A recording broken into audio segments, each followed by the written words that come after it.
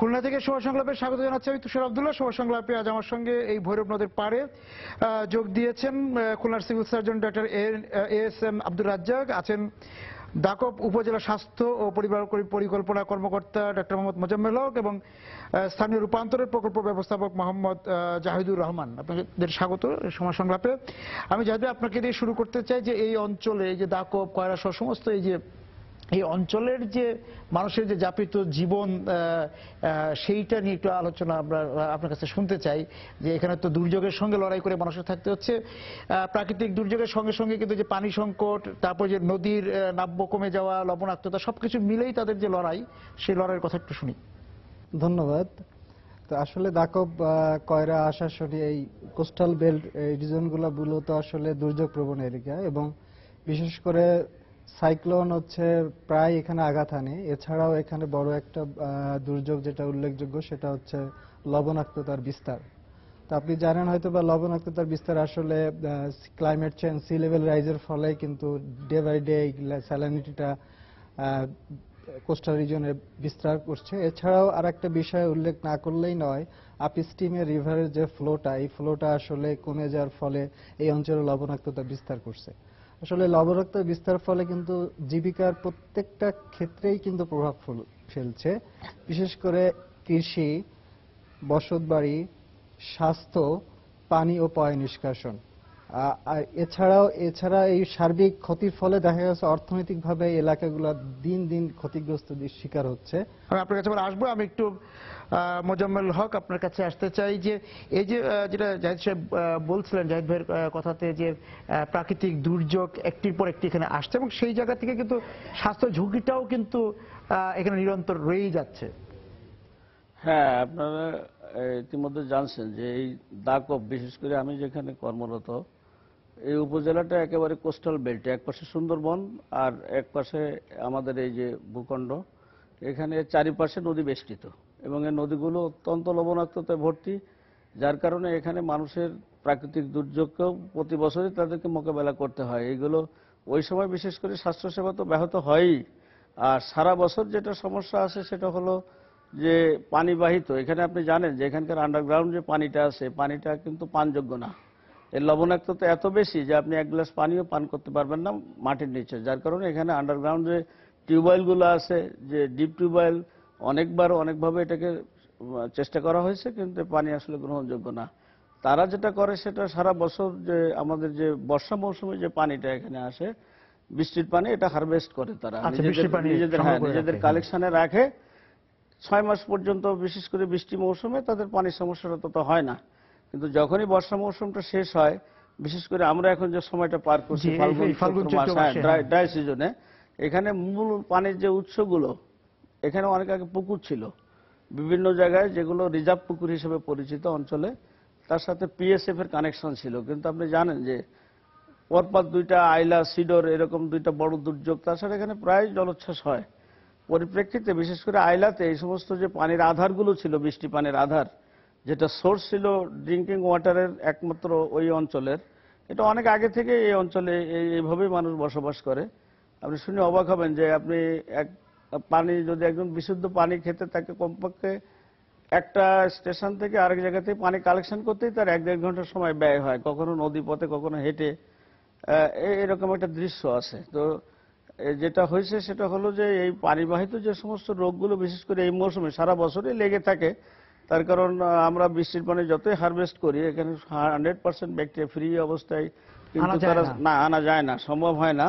তবুও সেফ মনে করে যেটা খায়, মোটামুটি একটা অ্যাকসেপ্টেবল রেঞ্জে থাকে। কিন্তু এই ড্রাই সিজনে বিশেষ করে ডায়রিয়া বলেন বা যে সমস্ত পানিবাহিত অসুখগুলো আছে, জন্ডিস, স্কিন ডিজিজ তো হোল অফ দ্য ইয়ার থাকে। কি কারণে? তারা ম্যাক্সিমাম সময় লবণ পানি ব্যবহার করে, তাদের মানে ব্যবহারের বিষয় আছে, নিত্য প্রয়োজনীয় থালা বাসন মাজা থেকে শুরু করে তার কাপড় চোপড় ধোয়া, বিভিন্ন, এই একটা সমস্যা।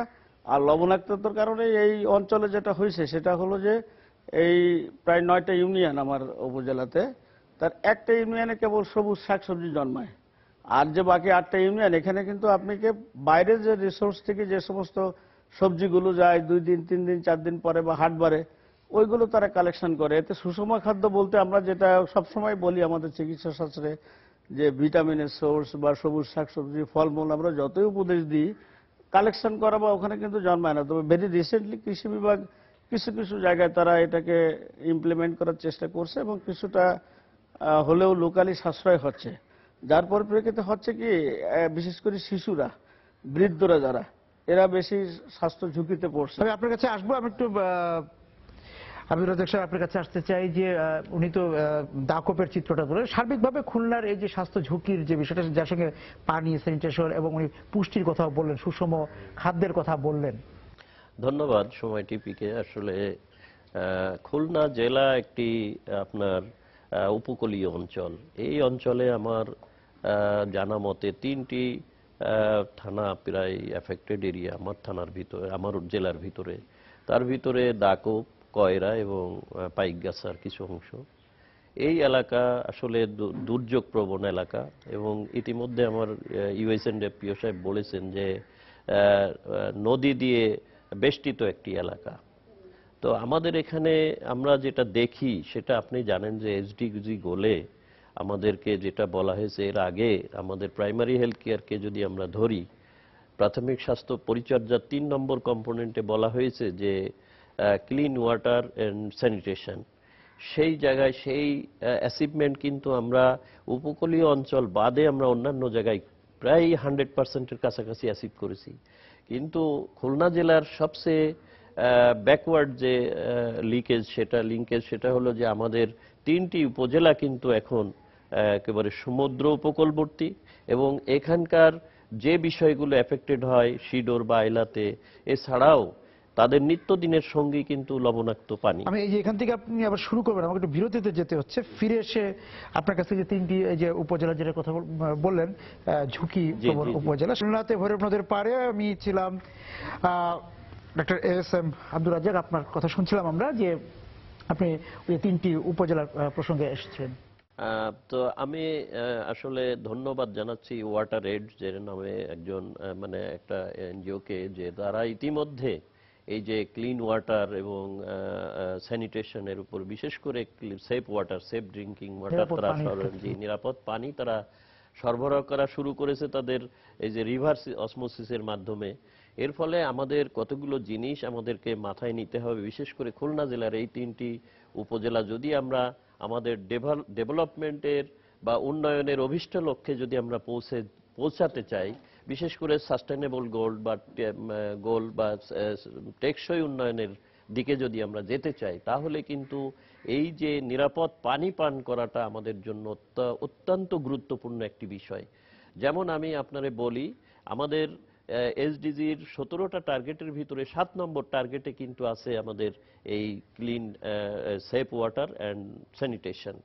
তো আমরা এই জায়গায় যদি আমরা আসতে চাই এবং আমরা যদি বিশেষ করে এই 3টি উপজেলার মানুষকে যদি আমরা এই যে ওয়াটারের যে উদ্যোগটা নিয়েছে, এই ধরনের কোনো এনজিও যদি আরো কিছু উদ্যোগ নেয়, তাহলে কিন্তু আমাদের এই যে সাধারণ মানুষ এবং বিশেষ করে এই অঞ্চলের মানুষ কিন্তু হতদরিদ্র, এদের কিন্তু আমরা একটা মানে হেলদি লাইফ আমরা ব্যাক করিয়ে নিয়ে আসতে পারি এবং এদের প্রতিদিন যে প্রতিনিয়ত যে এই যে লবণাক্ত পানির সাথে যে যুদ্ধ করে তারা তাদের জীবন ধারণ করছে, এই এই এই জায়গা থেকে কিন্তু আমরা উত্তরণ ঘটাতে পারি যদি নাকি আমরা এই সেফ ওয়াটারের জন্য যদি আমরা তাদেরকে এই ছোট ছোট প্ল্যান্টের মাধ্যমে যদি আমরা তাদের নিরাপদ পানি সরবরাহ করতে পারি। আমি আবার আপনার কাছে আসবো। আমি একটু জানতে আপনার কাছে যাই যে আমরা নদীর পানি তো লবণাক্ত সেটা আমরা জানি, কিন্তু তারপরে যেই পানিটা আছে সেই পানিটাও তো দূষিত হয়ে যাচ্ছে উপরিভাগের নানা বর্জ্য অব্যবস্থাপনার কারণে হতে পারে, তারপর হচ্ছে যে কীটনাশক ব্যবহারের কারণে হচ্ছে নানাভাবে, সেটা যদি আপনি একটু বলেন। এইখানের মানুষের অনেক বড় রকমের জীবিকার একটা অংশ হচ্ছে কৃষি, এবং সেই কৃষিতে কিন্তু আসলে কীটনাশক ইউজ করতে, কারণ বায়ো ফার্টিলাইজার এখনো আমাদের কৃষকরা কিন্তু ওইভাবে অ্যাকসেপ্ট করেনি। সো তারা কেমিক্যাল ফার্টিলাইজার ইউজ করে এবং তারা কীটনাশক ইউজ করে, এবং এর কারণে হচ্ছে কি যখনই বৃষ্টির সময় আসে এই জমিগুলো ধুয়ে হচ্ছে পানিগুলো পলিউটেড হয়। এছাড়া হচ্ছে আমরা অনেক কারণে আসলে এই অঞ্চলের লোকগুলা হচ্ছে আসলে এই পানিগুলো দূষিত হয়। সেটা হচ্ছে আপনার অনেক সময় বসত বাড়ি, তারপর হচ্ছে স্যানিটেশন, পুয়ার স্যানিটেশনের কারণে সেইগুলা হচ্ছে স্টোরগুলো সরাসরি পানিতে নিক্ষেপ করে বা এটা বজ্র ব্যবস্থাপনা করে সরাসরি, এজন্য কিন্তু আসলে পলিউশন হয়। তো এই পলিউশনগুলো আসলে নিয়ে সবকিছু আসলে আমরা যখন ওয়াটার এইডের পার্টনার রূপান্তর যখন এখানে আসলে এই ওয়াটার স্যানিটেশনে দাকবে কাজ করে 2005 সাল থেকে, তো এই পানির যে এই দূষিত এইগুলো বিচার বিশ্লেষণ করে অনেক রকমের আসলে অপশনগুলো ওখানে গ্রহণ করা হয়েছে, যেখানে যে ধরনের কার্যকারী অপশন দরকার, ওয়াটার অপশন, সেই ওয়াটার অপশনগুলো নেওয়া হয়েছে। যেমন লবণাক্তগুলোকে মাথায় রেখে প্রথমে হচ্ছে আমরা টোটাল উপজেলায় হচ্ছে 6টা রিভার্স অসমোসিস প্লান্ট ইনস্টল করছি, যাতে করে মানুষ সুপেয় পানি পায়। এইগুলো হচ্ছে লবণ পানিকে মিষ্টি করা হয়েছে। এছাড়াও আমরা এই 5টা ইউনিয়ন পরিষদে করেছি এবং একটা উপজেলা হেলথ কমপ্লেক্সে করছি, এবং এটা করা হয়েছে মূলত হচ্ছে কমিউনিটির ডিমান্ড অনুযায়ী। আমরা এগুলা সেভাবে ডিস্ট্রিবিউট করছি, যেখানে পানির সবচেয়ে ক্রাইসিস সেই জায়গায় আমরা এই অপশনগুলো ইন্ট্রোডিউস করছি।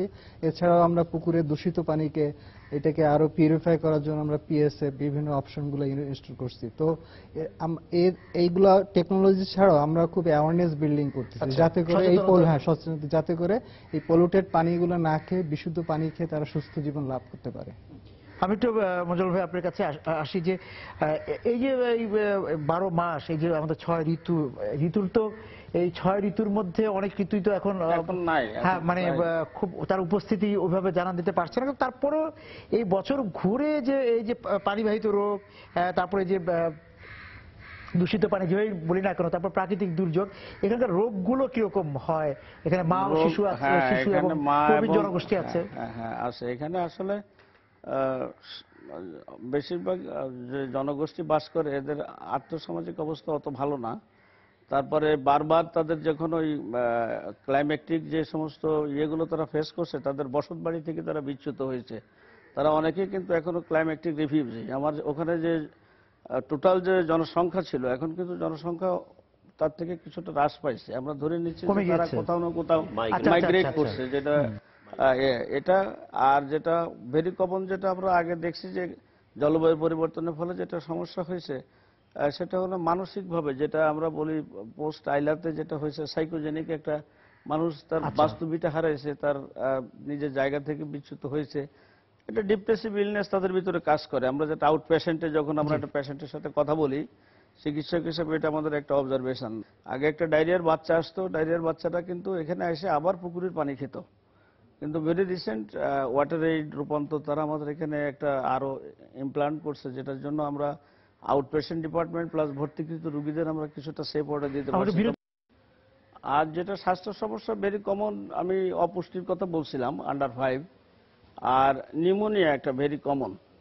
এই যে ক্লাইমেটিক চেঞ্জ অনবরত, হয়তো তাদের বাড়িতে শিশুটার ব্যবস্থাপনা তারা হয়তো ওইভাবে করতে পারে না, যার কারণে আমাদের কাছে প্রায়শ একই বাচ্চা বারবার কিন্তু নিউমোনিয়া নিয়ে আসে। যদিও আমাদের এখানে শিশু মৃত্যুর হার একেবারে নাই বললে চলে। আমাদের প্রচেষ্টার মাধ্যমে হোক, যেভাবে হোক, আমরা একটা লিঙ্কেজ সিস্টেমের মাধ্যমে আমরা এটাকে ম্যানেজ করার চেষ্টা করছি, যদিও মাঝে মাঝে আমাদেরকে হিমশিম খেতে হয়। আর যেটা স্বাস্থ্য ঝুঁকির সাথে রিলেটেড স্যালাইনিটি, সেটা হলো গর্ভবতী মা। এই গর্ভবতী মারা আপনারা ভেরি কমন ডিজিজের কথা শুনছেন, যে একলামশিয়া, প্রি একলামশিয়া ইজ ভেরি কমন আমার যে জন্য।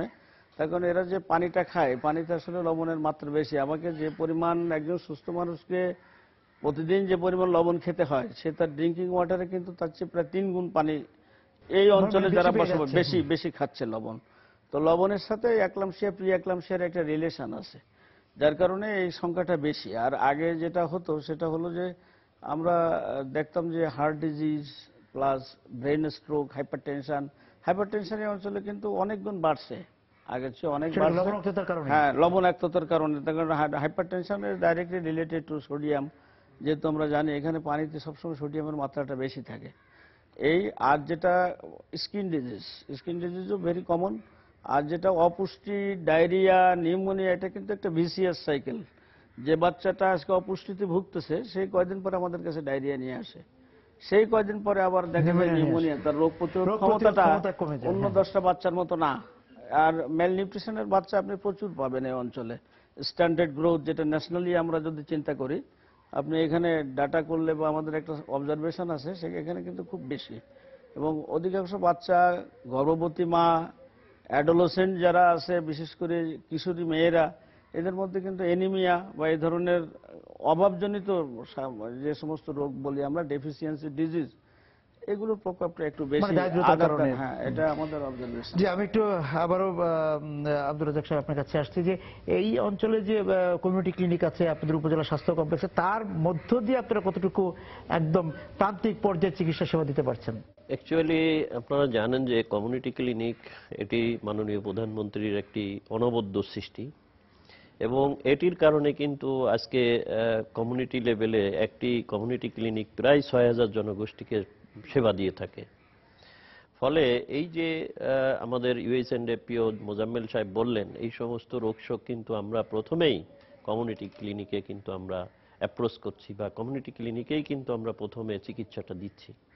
ফলে হচ্ছে কি, আমাদের অনেকটাই আমাদের উপজেলা হসপিটালগুলোতে অনেক লোড কমে গেছে, এবং প্রায় সেখানে 30 পদের ওষুধ আমরা সরবরাহ করে থাকি।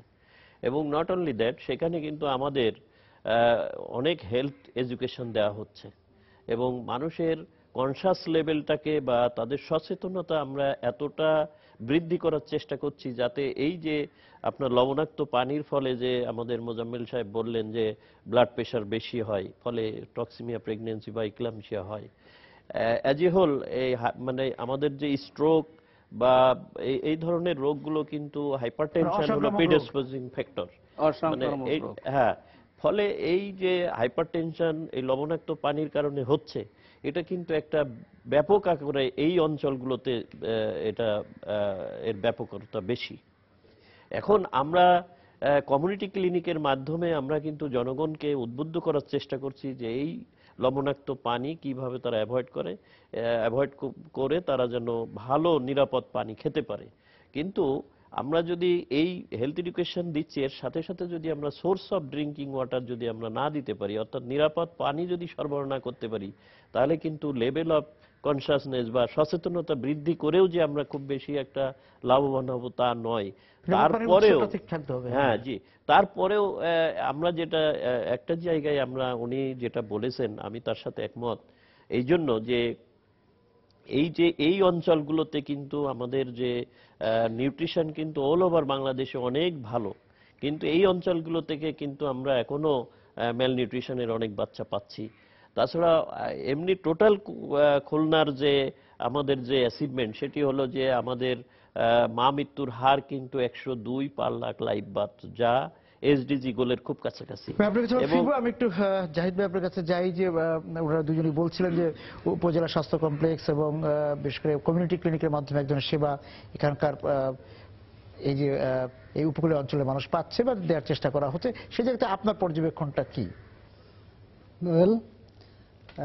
নিঃসন্দেহে কমিউনিটি ক্লিনিক এবং হসপিটালে খুব ভালো সেবা পাচ্ছে, বাট আমরা যেটা দেখতেছি সেটা হচ্ছে একটা সেবা থেকে আসলে আমরা ইতিমধ্যে যদিও উপজেলা হেলথ কমপ্লেক্সে সুপেয় পানি সরবরাহ নিশ্চিত করেছি, এবং সাথে সাথে হচ্ছে স্যানিটেশন যে ব্যবস্থা ছিল খুবই নোংরা ছিল উপজেলা হেলথ কমপ্লেক্স, সেটা আমরা উন্নতি করেছি এবং সেটা স্বাস্থ্যসম্মত উপায় করছি। কিন্তু আমরা যেটা এখনো দেখেছি সেটা হচ্ছে প্রায় আমার কর্ম এলাকায় প্রায় 21টার মতো কমিউনিটি ক্লিনিক আছে, যেগুলো আসলে এখনো খাবার পানির কোনো ব্যবস্থা নাই, এবং না থাকার ফলে রোগীরা কি করতেছে, রোগীরা হয় কিছু রোগী বাড়ির থেকে পানি নিয়ে আসতেছে, অথবা সে পানি না খেয়ে ওখানে বসে আছে।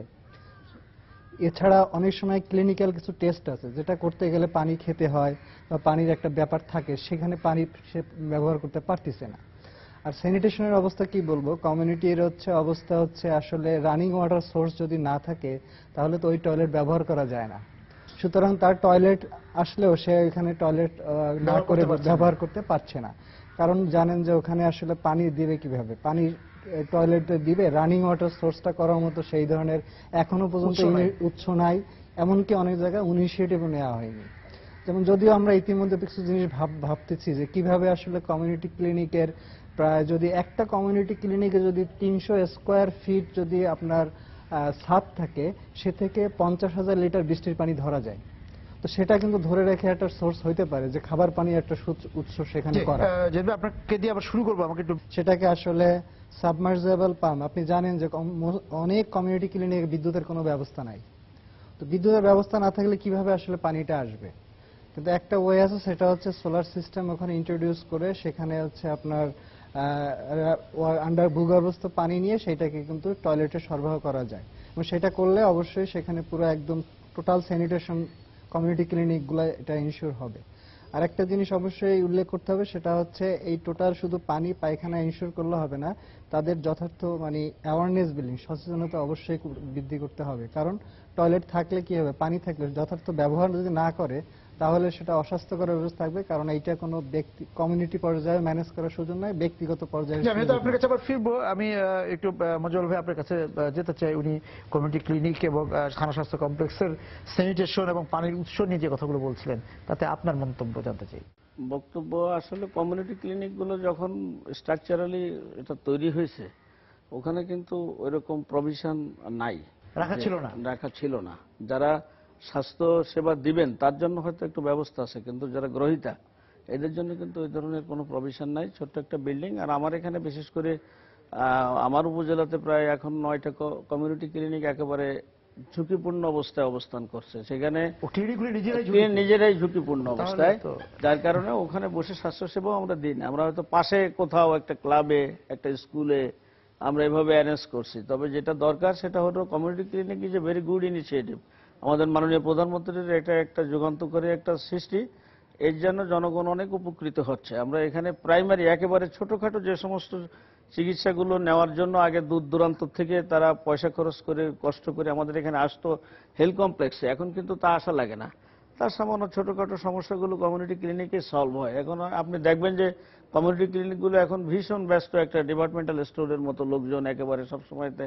যেহেতু ওখানে আমরা একটা ওয়ান স্টপ সার্ভিস দিই, সেখানে মাতৃ এন্টিনেটাল কেয়ারের ব্যবস্থা আছে, কিন্তু সেখানে ব্লাড সুগার টেস্টের ব্যবস্থা আছে, সেখানে কমন ওষুধগুলো আমরা সরবরাহ করি, সেখানে আমাদের ইপিএস সেশনগুলো চলে, যেটা এটা একটা মোটামুটি এখন একটা ভালো একটা স্বাস্থ্য সেবা কেন্দ্র হিসেবে আরো কার্যকর করার ক্ষেত্রে স্থানীয় সরকার যে সরকারকে ইনভলভ করা দরকার, যে বেসরকারি এনজিও প্লাস স্থানীয় সরকারকে ইনভলভ করানো দরকার। সেই জায়গাতে যদি বলেন, এখানে কমিউনিটি পার্টিসিপেশন, এখানে কমিউনিটি গ্রুপ আছে, সাপোর্ট গ্রুপ অলরেডি আছে, কিন্তু এটাকে আরো কার্যকর করার জন্য অলরেডি আমরা নিজেরাও চেষ্টা করছি, প্লাস বিভিন্ন এনজিও আমাদের সাথে ট্যাগ হয়েছে, বিশেষ করে ইউনিসেফ, কেয়ার, তারাও কিন্তু আমাদের সাথে অলরেডি ইনভলভ হয়ে আমরা সেখানে মাতৃ স্বাস্থ্য দিচ্ছি, 4 বার যে গর্ভবতী মায়েদের স্বাস্থ্য পরিচর্যা, বা সেখানে আরো কিভাবে একটু বসার ব্যবস্থাটা সুন্দর করা যায়, এই ধরনের একটা ইনিশিয়েটিভ অলরেডি শুরু হয়েছে।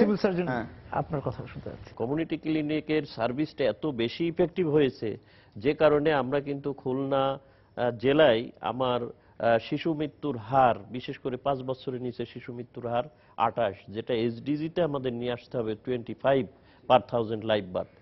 আর নিওনেটাল মৃত্যুর হার, যেটা এসডিজিতে আমাদের নিয়ে আসতে হবে অনলি 12 পার 1000 লাইভ বার্থ, কিন্তু সেটাও আমরা কিন্তু আমাদের আছে 16।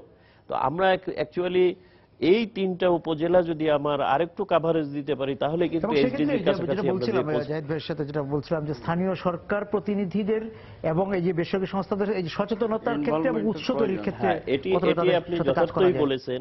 আমাদের কিন্তু স্থানীয় সরকারের ইনভলভমেন্ট কিছু আছে, কিন্তু ওরকম ইফেক্টিভলি এখনো কিন্তু আমরা ইনভলভ করতে পারিনি। তার মানে আমাদের যে ওখানে সিজিএস গ্রুপ আছে, কমিউনিটি গ্রুপ যেটা আছে, বা অন্যান্য যারা আমাদের সাথে সম্পৃক্ত আছে, অত ইফেক্টিভ রোল কিন্তু তারা ওভাবে পালন না করলেও আমরা ইদানিংকালে আমাদের যে সংসদ মহোদয়রা আছেন, উপজেলা চেয়ারম্যান মহোদয়গণ আছে, ইউনিয়ন পরিষদের চেয়ারম্যান, এই বিষয়গুলো কিন্তু তারা দেখভাল করার চেষ্টা করছে, এবং তার যে এই যে কমিউনিটি ক্লিনিকের যে সার্ভিস, এর ফলে যে আমাদের মা ও শিশু যেভাবে উপকৃত হচ্ছে, সেটা কিন্তু তাদের এখন তাদের মাথায় ঢুকেছে, এবং তারা এখন অনেক জায়গায় লোকালি কিন্তু ইনিশিয়েটিভ নিচ্ছে। তারা ওই সমস্ত কমিউনিটি ক্লিনিকের যাতে ভালো সার্ভিস দেওয়া যায়, ভালো আরো কি করা যায়, ইভেন আমাদের কোনো আমার কাছে ইনফরমেশন আছে, কোনো দেশের ভিতরেই যদি বলি, অনেক জায়গায় কিন্তু ডেলিভারি করানোর জন্য একটি রুম ওই কমিউনিটি ক্লিনিকের সাথে সংযুক্ত হচ্ছে। এটা একটা আমাদের এই যে স্যানিটেশন বা নিরাপদ পানির উৎস এবং নিশ্চিত করা, এটা সমন্বিত একটা প্রচেষ্টা। আমি যেটা মনে করি সেটা হলো, ধরেন স্থানীয় সরকারের ইনভলভমেন্ট থাকতে হবে, প্লাস সরকারের একটু এদিকে নজর রাখতে হবে। কারণ হলো যে ওয়াটার এবং স্যানিটেশন এটা কিন্তু একটা ইম্পর্টেন্ট ইস্যু। আপনি দেখেন এটাকে এসডিজি গোলের 7 নম্বর ইস্যুতে 7 নম্বর টার্গেটে কিন্তু এটাকে দাঁড় করানো হয়েছে। এটা বাংলাদেশের উপকূলীয় অঞ্চল না, শুধু সারা বাংলাদেশে কিছু কিছু জায়গায় এলাকা, হাওড় বাওড় এলাকায়ও কিন্তু সেম প্রবলেম। তা আমার কথা হলো যে এই জায়গা থেকে আমাদেরকে বেরিয়ে আসতে হবে, তাহলে কিন্তু আমাদের এসডিজি গোল অ্যাচিভ করাটা খুব জি, কঠিন আপনাদের হবে। তিনজনকে ধন্যবাদ আজকে আমাদের সঙ্গে যোগ দেওয়ার জন্য। আমাদের শেষ করতে হচ্ছে। দর্শক যারা ছিলেন আজকে এই নিরাপদ পানি এবং স্বাস্থ্য সেবা স্যানিটেশন নিয়ে আমাদের সঙ্গে এই আলোচনায় খুলনা থেকে, আপনাদেরকে ধন্যবাদ জানিয়ে শেষ করছি আজকের সময় সংলাপ। দেখা হবে আগামী দিন। সবাই সুন্দর থাকুন, নিরাপদে থাকুন।